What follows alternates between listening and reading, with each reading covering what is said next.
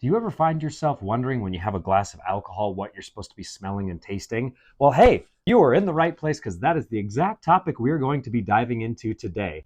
What's going on, everybody? My name is Brian and I am the rum champion. I have had over 1,450 rums from 78 countries. I travel around California and now Arizona hosting rum education events. And the number one question that I get when I lead a guided tasting is, what am I supposed to be smelling? What am I supposed to be tasting? A couple of quick disclaimers. So one is you don't want to have any cologne or perfume on. You really don't. When nosing things, if you have a cologne, that's going to throw off what you're smelling entirely. Another life hack, I know it sounds weird, coffee beans is one way to reset your palate. Another way, and I learned this doing a judging competition in Puerto Rico, you smell right here in the inner part of your arm and just there's something about your own body odor that completely resets everything. So make sure that your nose is good to go. The same thing with your taste buds. So refrain from having any really spicy foods or any bold, intense things like onions or anything like that, because that also will throw off what you are tasting. You also want to make sure that you have a lot of water and that you can rinse your mouth out and that you are good to go. What we have here that we're going to be sipping is from Roaming Road Spirits, a new independent bottler out of Wyoming. This is a 16-year-old single-cask rum from Australia, 100% molasses-based, 100% pot-stilled, and I am guessing that this is from the Beanley Distillery, as all independent bottlers seemingly get Beanley casks, and that's about it. They sent me 5 bottles. This is one of the 5 that has been sent to me. This is bottled at 64.5% ABV. The very, very, very last thing and life hack when it comes to sipping spirits, especially higher proof spirits neat, it's going to sound silly, but when you take the liquid in your mouth, chew on it, kind of like this.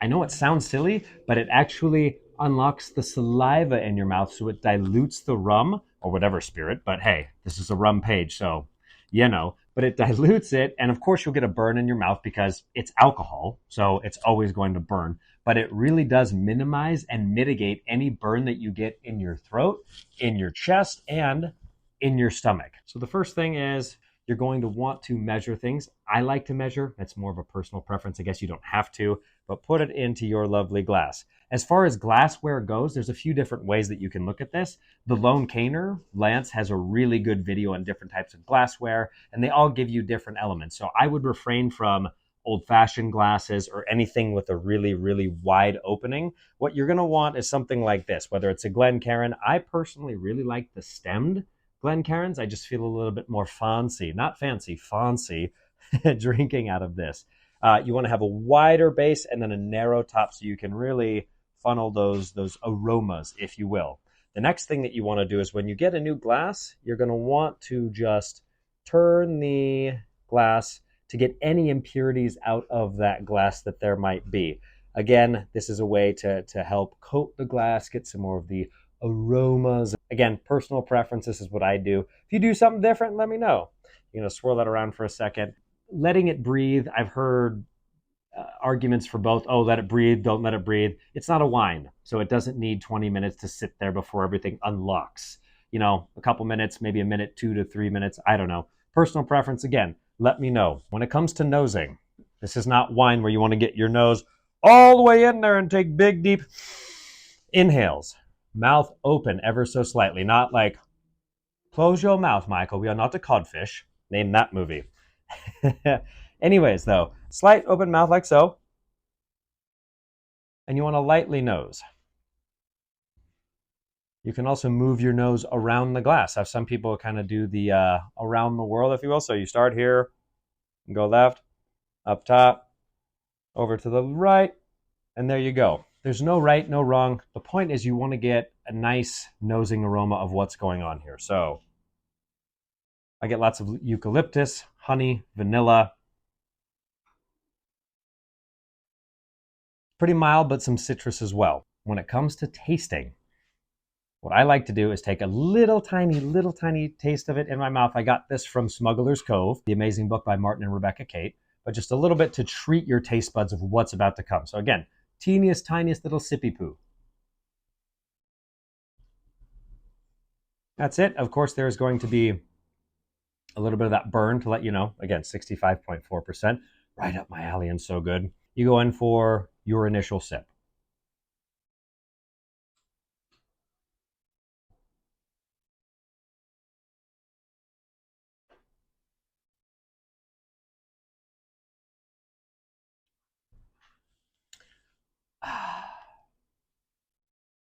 Holy heck.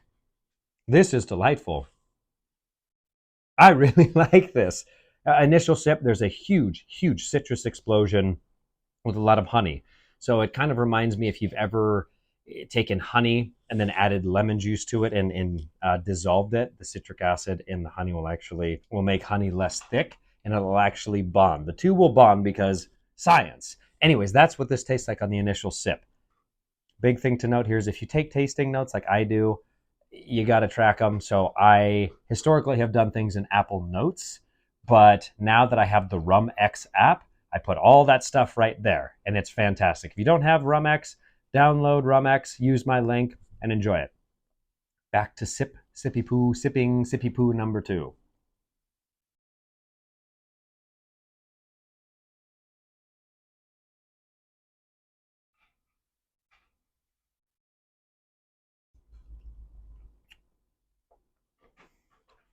And then eucalyptus kind of comes in on that second sip. That's kind of the predominant flavor that I'm getting. Obviously, I still have the honey and the lemon in there, but that eucalyptus takes the center stage. So as you sip, you're going to notice different flavors. On the back end, there's a really nice tingling on the tongue. That is due to the 100% pot still that this is, like cracked black pepper on the end. But that eucalyptus really just takes center stage. Now, sip number 3.